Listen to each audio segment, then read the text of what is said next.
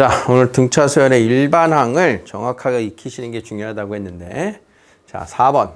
앞에서 우리가 지금 막 했던 필수예제 3번과 4번은 그냥 비슷한 뉘앙스예요. 그러니까 등차 수열 일반항에 관한 질문들은 모두 비슷한 이제 모습을 보이는데, 우리가 찾아야 될 정보는 항상 첫째 항과 공차에 대한 정보를 잘 찾아오면 된다. 그러면 이 첫째 항과 공차를 이용한 정보를 가지고 일반항을 구해주면 된다.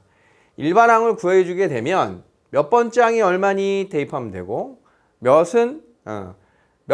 얼마는 몇 번째 항이니 n값을 찾아주는 함수식의 이제 문제처럼 풀어주면 된다는 거야.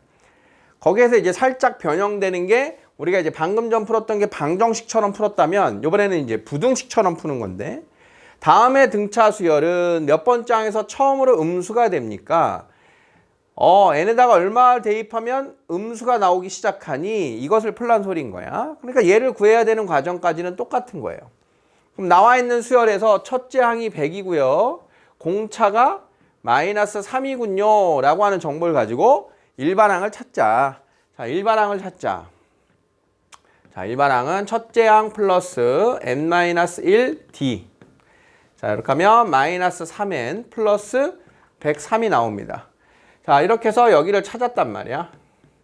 자, 방금 전에 이제 방정식이 아니고 이제 언제 음수가 되니? 자, 그러면 요 일반항에는 얼마를 대입하면 0보다 작니? 자, 3분의 100보다 커지는 최소의 자연수 n이 얼마니?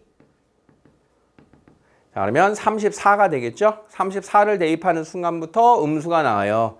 34번째 항부터 음수가 나와요. 그래서 다음에 부등식에서 자연수해를 뽑아주면 답이 되는 겁니다. 그러니까 처음으로 음수가 나오는 항은 제 34항이 됩니다. 자, 2번. 다음에 등차 수열에서는 몇 번째 항에서 양수가 되니? 일반항을 구해서 0에 대해 0보다 언제 커지니? 같은 접근인 거 알겠습니까? 위에 있는 거랑. 자, 일반항을 구해야 돼요. 첫째 항의 정보와 공차의 정보를 찾아라. 자, 첫째 항 나왔고요. 자, 공차는 플러스 6입니다. 자, 일반항. 첫째 항 더하기 n-1d. 자, 6n-58입니다. 자, 그러면 6n-58은 n에 얼마 대입하면 0보다 커집니까? 자, 이렇게 풀어주면 돼요. 자, 6분의 58은 9점 얼마. 그러면 제 10번째 항부터가 나오겠다. 9점 얼마보다 큰 자연수. 그래서 제 10번째 항부터 양수가 나옵니다. 자, 이렇게 풀어준다는 거예요. 자, 일반항의 식을 찾아라. 그러고 나서 방정식을 풀 거냐, 부등식으로 풀 거냐, 이런 접근을 보셨어요. 자, 0보다 커지니, 0보다 작아지니를 봤다면, 자, 5번 어때요? 다음의 수열은 언제 처음으로 100보다 커지니? 자, 계속 같은 겁니다. 나와 있는 수열에서 우리는 첫 항과 공차를 이용해서 일반항을 찾을 수 있다. 첫째 항 더하기 n-1d. 자, 4n-3인 걸 찾을 수가 있다. 자, 그러면 언제 100보다 커집니까? 저 n에다가 얼마를 대입하면 100보다 커집니까? 자, n값은 4분의 103. 얼마예요? 25.75. 자, 그러면 제 26번째 항부터 커집니다. 자, 이렇게 된다는 뜻인 거지. 이해 되겠습니까? 자, 무난한 문제들을 보셨어요. 자, 6번입니다. 자, 이제 수열에 우리가 아까 개념 익히기에서 네모 칸에 들어갈 숫자를 찾는 것처럼 어떤 수열인지를 알면 그 사이에 몇 개가 들어가고 들어간 애는 누구고 이런 것들의 정보, 이런 질문이 이제 종종 들어오게 돼요. 자, 18과 9라고 하는 수 사이에 숫자를 두 개를 넣어서 등차 수열을 완성을 했대요. 이렇게 되는 거야. 네모 안에 들어갈 수가 얼마니? 그럼 아까는 연속된 항이 있어야 공차가 나온다 그랬는데 그거는 등차인지 아닌지 모를 때. 근데 이제 등차라는 걸 줬어. 그러면 18이라고 하는 수에서 공차를 한 번, 두 번, 세 번 더한 게 9가 되는군요 라고 하는 정보를 우리가 알 수 있다는 소리인 거야. 원래 두 개가 있었는데 사이에 두 개를 넣어서 네 개의 수가 등차 수열을 이루면 자, 공차를 세 번 더 더한 수가 된다. 18보다 세 번째 뒤에 나오는 수가 된다를 쓰면 자, 9라고 하는 수는 18로부터 공차 세 번 더한 수야. 자, 식 이해 되겠어요?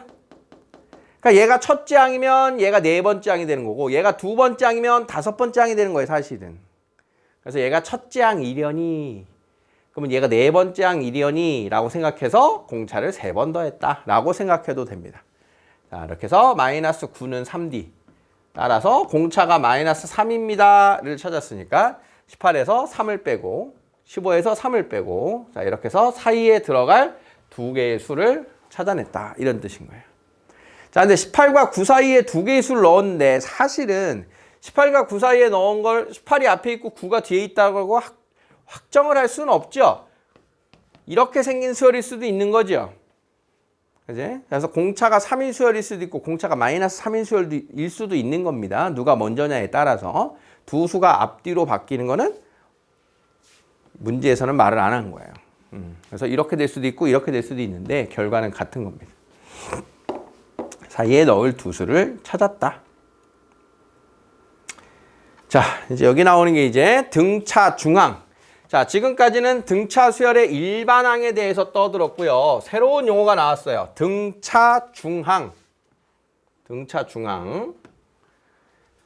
자, 용어에 대한 설명부터 합니다. 자, 등차 수열이란 연속하는 세 개 항을 그냥 아무 데나 뽑을 건데 자, 등차 수열의 첫 번째 항, 두 번째 항, 세 번째 항 이렇게 가다가 우리가 연속하는 세 개 항을 다음과 같이 표현합니다.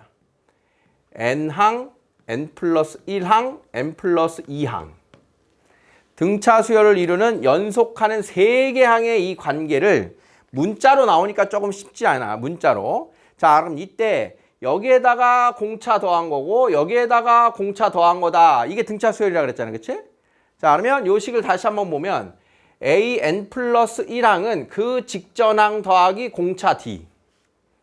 an 플러스 2항은 그 직전항인 an 플러스 1항에 더하기 공차. 이런 식이 만들어지는 거예요. 그럼 얘네 둘을 다시 한번 써보면 an 플러스 1항에서 an을 뺀 것도 공차, an 플러스 2항에서 an 플러스 1항을 뺀 것도 공차. 직전항을 빼면 공차가 나와 라고 했잖아. 그러면 얘네 둘이 같은 거죠. 얘하고 얘가 같은 거지. 숫자로 보면 이렇게 된다는 거야. 아까 3, 5, 7, 9 땡땡땡 있으면 5에서 3 빼도 2, 7에서 5 빼도 2. 항상 일정한 공차가 나와. 얘네들이 항상 일정한 공차가 나와. 그 직전항을 뺀 게 공차를 찾는 방법이야 이 뜻이야. 그러면 이 얘네 둘을 가지고 식을 하나 만들 수 있는데 요 an 플러스 1항이 좌변으로 오면 이 an 플러스 1항은 an항이 우변으로 넘어가서 an항 더하기 an 플러스 2항이에요 라고 하는 식이 하나 나와요. 자, 등차 수열을 이루는 세 개의 수 중에서 가운데 있는 녀석의 두 배는 앞뒤에 있는 거 더한 거랑 같아요 이런 뜻이 되는 거야. 등차 수열의 전형적인 모습이에요. 가운데에는 5의 2배, 10은 3 더하기 7과 같다. 자, 5, 7, 9 세 개를 가지고 보면 7의 2배, 14는 5 더하기 9와 같다. 어디에서든 적용이 되는 내용인 거야. 자, 그래서 등차 수열을 이루는 세 개 항 중에서 가운데 있는, 세 개 중에 가운데 있는 녀석을 등차 수열을 이루는 가운데 있는 항이야 라고 해서 등차 중항이라고 부르는 거야. 등차 수열의 가운데 있는 항. 그러면 그 등차 수열의 가운데 있는 항의 성질은 그것의 2배는 앞뒤수의 합과 같다. 그래서 등차 수열을 이루는 가운데 있는 항의 2배는 그 앞에 있는 거랑 그 뒤에 있는 거의 합과 같아요 라고 하는 게 등차 중항의 표현입니다. 당연한 건데 양변을 2로 나누면 가운데 있는 항은 앞뒤에 있는 항의 2배 나누기 2, 즉 두 수의 평균이야 라고 하는 표현도 들어오게 되는 거예요. 등차 중항에 대한 표현. 그래서 연속하는 세 수가 등차 수열을 이룰 때 등차 중항을 이용하는 방법이 이렇게 됩니다. 등차 중앙을 이루는 방법. 자, 7번으로 가보면 세 개의 수가 순서대로 등차 수열을 이룹니다. x를 구하세요. 가운데 있는 애가 등차 중앙이 될 거다. 그럼 가운데 있는 항의 2배는 앞뒤에 있는 애들의 합과 같아요. 이 식을 나보고 만들으라는 소리인 거야. 식 만들 수 있겠니? 가운데 있는 항 2배는 앞뒤 합과 같다. 등차 중앙. 자, 이걸 그대로 풀어주세요.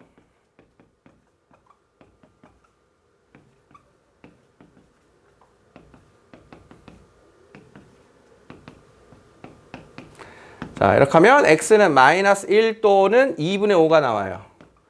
뭐 양수, 음수, 정수 이런 조건 없으니까 x값 두 개가 모두 값이 되는 겁니다. 등차 중앙의 성질. 이해됐어? 자, 마지막 이제 일반항에 대한 이야기가 등차 수열을 이루는 세 개 항을 표현하는 겁니다. 지금 8번에 중요 표시해 주시고요.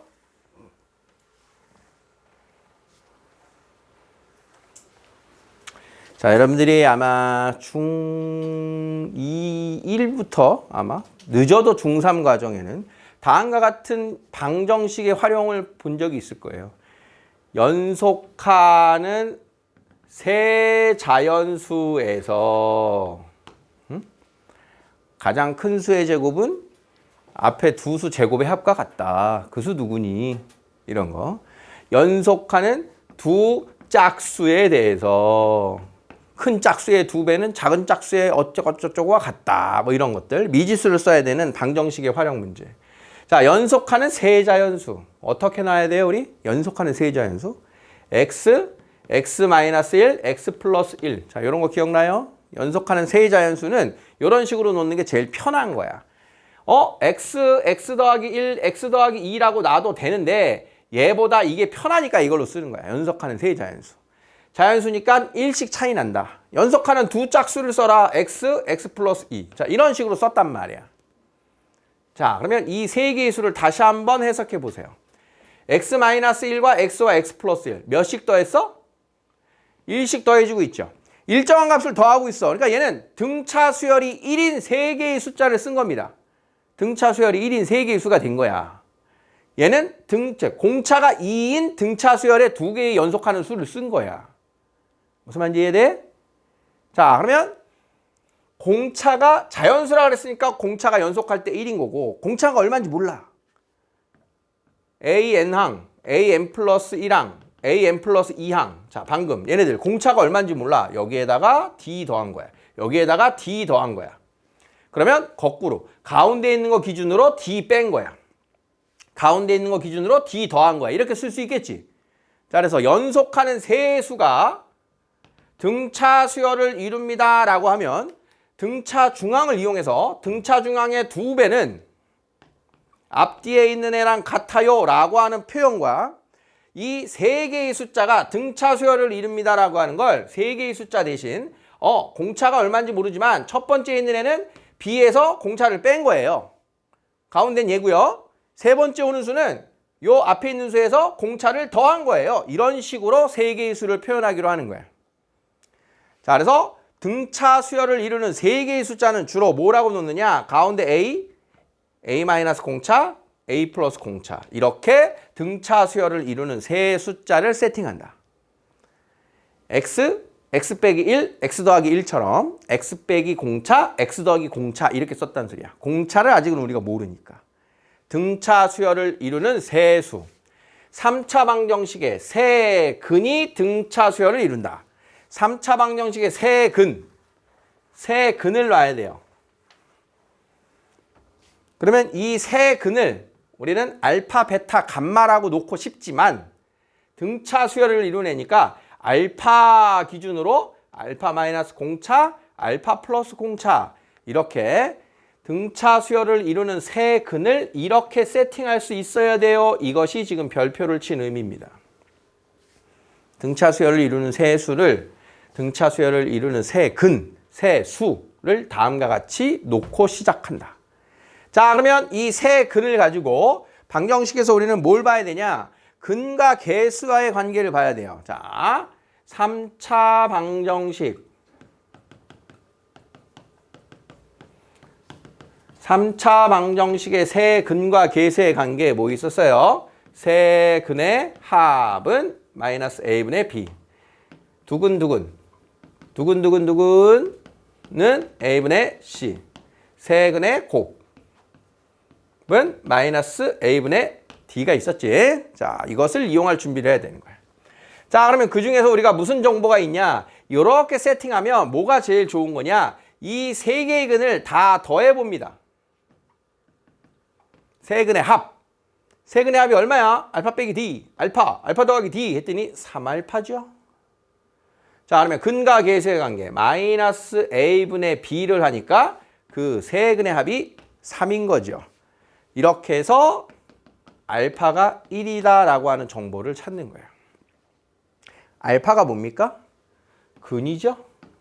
근을 찾은 거야, 하나. 공차는 몰라. 근을 하나 찾은 거야. 자, 그러면 근을 대입하면 되겠지. 근을 대입하면 0입니다. 이용해서 k의 값이 8입니다를 이렇게 찾아주는 거예요. 우리가 어떤 몇 차 방정식이든 근을 하나 알면 대입해서 미정계수를 찾는 것처럼. 그래서 근을 찾아내기 위해서 세 근을 이렇게 세팅했다. 알파 마이너스 d, 알파 플러스 d. 세 근의 합을 직접 줬기 때문에 세 근의 합을 이용해서 근을 하나 구했다. 그러면 그 근을 대입해서 k 값을 찾아낸다. 이런 뜻인 거예요. 자, 세 근을 놓는다. 등차 수열을 이루는 세 근. 어떻게 놓는지 알겠습니까? 이렇게 놓고 근과 계수 이용해서 근을 하나 찾아서 대입한다. 자, 요 필수 예제에서는 다항식을 누구누구로 나눈 나머지가 순서대로 등차 수열을 이룬다. 자, 여러분들 이제 까먹었을 만한 게 fx를 다음과 같은 1차로 나눈 나머지, 이게 뭐였어요? 나머지 정리입니다. 나머지 정리. 저 나머지에 대한 것도 잘 나오는데, 자, fx를 x-a라고 하는 1차식으로 나눈 나머지, 걔가 뭐다? fa죠? fa. 자, 그러니까 x 플러스 1로 나눈 나머지 f-1, x-1로 나눈 나머지 f1, x-2로 나눈 나머지 f2. 자, 요 세 개의 값이 등차 수열을 이룰 때 이렇게 된 거니까 가운데 있는 게 이제 등차 중앙. 등차 중앙의 2배는 앞뒤에 있는 애들의 합과 같아요. 자, 식을 이렇게 만들어서 a를 구하라는 뜻인 겁니다. 연결할 수 있겠어요? 힌트를 이렇게 주고 넘어가도록 할게요. 자, 여기까지를 또 연습하는 시간을 가질게요. 선행 때도 마찬가지지만 거기 나와 있는 조화 수열 그거 넘어갑니다. 조화 중앙 애들.